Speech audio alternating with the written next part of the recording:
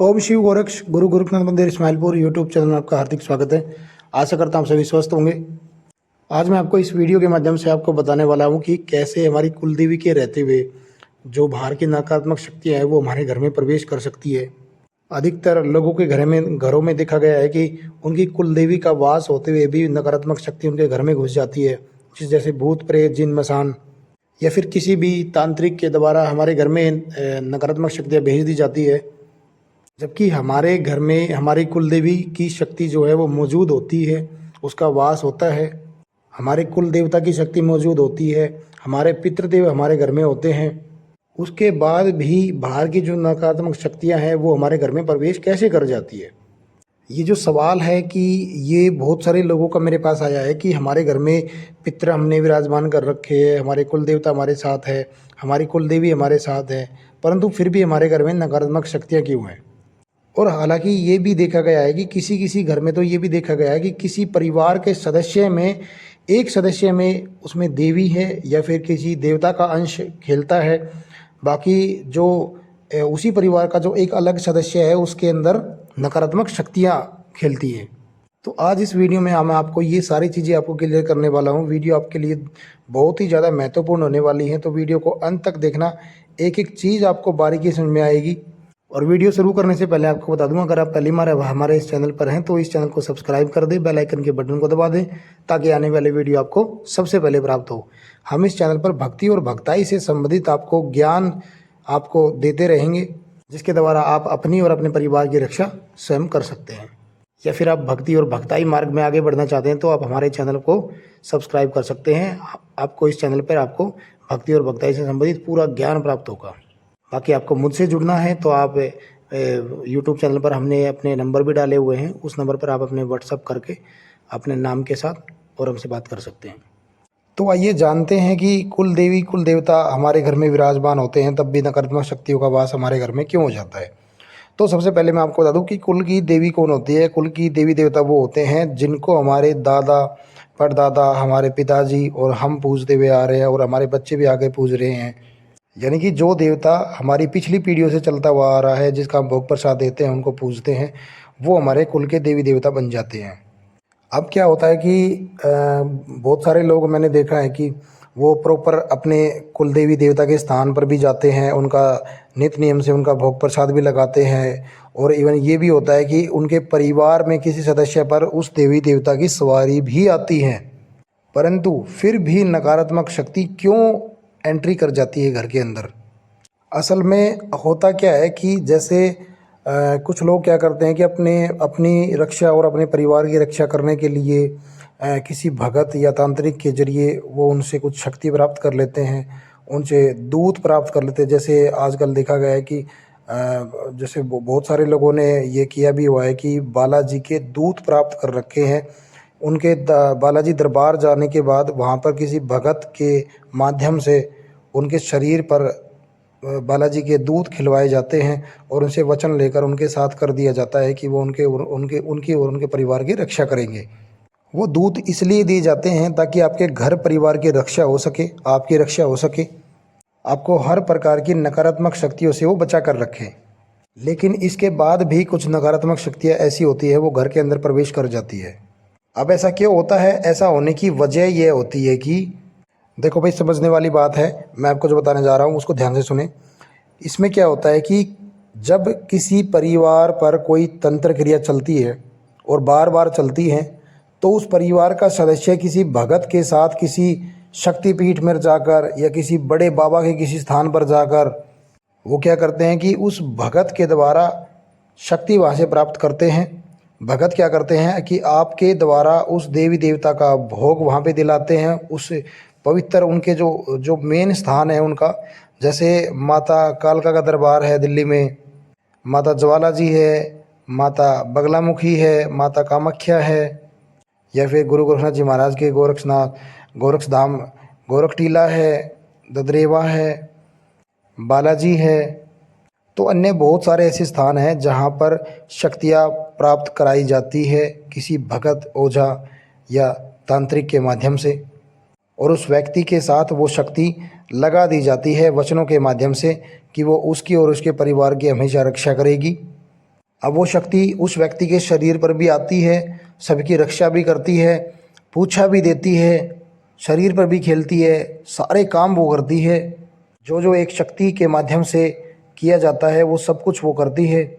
अब उसी बीच में क्या होता है कि कुछ शक्तियाँ ऐसी होती है कि वो आपके घर में प्रवेश कर जाती है, और आपके साथ जो शक्तियाँ थी, जो सकारात्मक शक्तियाँ थी, चाहे वो माता की है, चाहे वो किसी बाबा की है, चाहे वो अन्य कोई भी शक्ति है, वो काम करना बंद कर देती है। अब होता क्या है कि जैसे आप किसी धाम से, किसी शक्तिपीठ धाम से आप शक्ति लेकर आए, ठीक है, किसी भगत के माध्यम से। अब एक तो आपको ये चीज़ पता होनी चाहिए कि जो भी बड़े बड़े जितने भी शक्तिपीठ धाम है माता के, वहाँ पर माता का जो असली रूप विराजमान है, उसके साथ साथ बहुत सारे ऐसे माता के स्वरूप है, वो नकारात्मक भी हैं और सकारात्मक भी हैं, दोनों तरीके के हैं। जैसे शंकर भगवान के साथ देवता भी चलते हैं और गण प्रेत भूत प्रेत सब कुछ चलते हैं उनके साथ, पूरा शमशान उनके साथ चलता है। सेम ऐसे ही जितने भी धार्मिक स्थान हैं, जितने भी शक्तिपीठ हैं अपने, वहाँ पर माता की शक्ति के साथ अन्य भी शक्तियाँ माता की सेवा में चल रही होती है। अब उनमें माता की 64 योगिनियाँ होती है, यक्षिणी होती है, सेविकाएँ होती हैं। तो अब होता क्या है कि किसी भगत के माध्यम से जो आप ये चीज़ लेते हैं, वहाँ से शक्ति लेते हैं, तो भगत क्या करते हैं कि आपके हाथ से जो भोग प्रसाद वहाँ पे दिलाते हैं, माता का जब आह्वान करते हैं, तो माता की सेवा में जो चल रही शक्तियाँ हैं वो आपके शरीर पर खिलवा कर वो वचनों के माध्यम से वो आपके साथ भेज दी जाती है। अब उसमें वो यक्षिणियाँ भी हो सकती है, उसमें वो सेविका भी हो सकती है, उसमें वो 64 योगिनियों में से कोई भी एक योगिनी भी हो सकती है। अब जब वो शक्ति आप अपने घर पे लेकर आ जाते हैं, उसके बावजूद भी घर पे भूत प्रेत नकारात्मक शक्तियाँ अपना वास कर लेती है। इसकी जो वजह होती है वो ये होती है कि जैसे आप शक्ति को अपने शरीर पे बुला भी रहे हैं, वो भोग प्रसाद भी ग्रहण कर रही है, वो वचन भी दे रही है, परंतु आपकी रक्षा नहीं कर पा रही है, आपके परिवार की रक्षा नहीं कर पा रही है वो। अब इस सिचुएशन में होता क्या है कि वो शक्ति भी वहाँ पर घर में विराजमान होती है और वो नकारात्मक शक्ति भी वहाँ पर विराजमान होती है, दोनों सकारात्मक और नकारात्मक दोनों शक्ति विराजमान होती है। अब उस चीज़ में क्या देखा जाता है कि उस शक्ति को उस व्यक्ति के शरीर पर बुलाया जाता है, उससे पूछा जाता है कि अगर आप इस घर में विराजमान हैं, आप इतनी बड़ी देवी, इतनी बड़ी शक्ति आप इस घर में विराजमान हैं, तो फिर आपके होते हुए ये भूत प्रेत हमारे घर में क्यों आ गए हैं? तो वो शक्ति का एक ही जवाब होता है कि मेरे पास शक्ति कम है, मेरा शुद्धिकरण नहीं है, मुझे शक्ति नहीं मिल पा रही, मेरा ठीक से भोग प्रसाद नहीं मिल पा रहा। कई बार जैसे भोग प्रसाद प्रॉपर नहीं दिया जाता है उस शक्ति को, तो वो शक्ति कमज़ोर पड़ जाती है और वो कार्य करना बंद कर देती है। क्योंकि अक्सर क्या होता है कि जिस घर में भूत प्रेत होते हैं, तो ये भूत प्रेत क्या करते हैं, आपने अगर अपने घर में कोई भोग प्रसाद दिया है तो वो उसको खाते हैं, उसको ग्रहण करते हैं। कोई भी अंगारी पर आप भोग लगाते हैं उसको ग्रहण करते हैं। आपके घर में जो ज्योत के अंदर जो घी चल रहा है, घी आपके अपने जो घी की ज्योति जलाई है, उस घी तक को ये खा जाती है, ये शक्तिशाली बन जाती है। जब ये शक्तिशाली उस चीज़ को खाकर बनती हैं, तो उस चीज़ को खाकर देवी देवता भी तो शक्तिशाली बनते हैं। दीपक जलाया जाता है, उसके द्वारा नकारात्मक शक्ति भी शक्तिशाली बनती है और सकारात्मक शक्ति भी शक्तिशाली बनती है। अब मेन जो डिपेंड करता है कि वो जो दीपक आपने जलाया है, वो भोग प्रसाद जो आपने दिया है, वो उस नकारात्मक शक्ति को दिया जा रहा है या फिर उस सकारात्मक शक्ति को ग्रहण हो रहा है। ये सबसे बड़ा सवाल उठता है। अब इस चीज़ को आपको एक उदाहरण के माध्यम से समझाता हूँ। जैसे धाम पर जो माता की शक्ति होती है वो बहुत ही विशाल रूप होती है। जैसे आप कभी गंगा स्नान करने के लिए गए हो, वहाँ पर आपने गंगा का एक रुद्र रूप आपने देखा होगा, जैसे एकदम बहाव जो तेज होता है, जो अपने साथ हजारों लोगों को एक साथ बहा सकता है। वो होता है माँ गंगा का बहुत ही विशाल रूप, जिसमें एक अनंत शक्तियाँ होती हैं। एक होता है कि आपने एक छोटी सी आपने बोतल ली, उसके अंदर आपने जल भर लिया, वो जल स्थिर हो गया, वो है छोटी शक्ति। वो जल आपका कुछ नहीं बिगाड़ सकता। परंतु वो जो स्पीड से चल रहा हुआ जल होता है, जो गंगा मैया की जो विशाल लहरें उठ रही होती हैं, जो उफान उठ रहा होता है, उसके अंदर अगर आप फंस गए तो आप नहीं निकल पाओगे। सेम इसी तरीके से जो माता के जो शक्तिपीठ होते हैं, जो भी किसी भी देवी देवता के जो अपने स्थान होते हैं, वहाँ पर उनकी जो शक्ति होती है वो बहुत ही उग्र रूप में और बड़े रूप में विराजमान होती है। यानी कि एक तरफ से कहा जाए तो प्रचंड रूप में वहाँ पर विराजमान होती है। अब वहाँ से एक माता का एक छोटा सा अंश आपके साथ जब वो आता है, तो उसके अंदर उतनी पावर नहीं होती जितनी उस स्थान पर बैठे उस देवी देवता में होती है।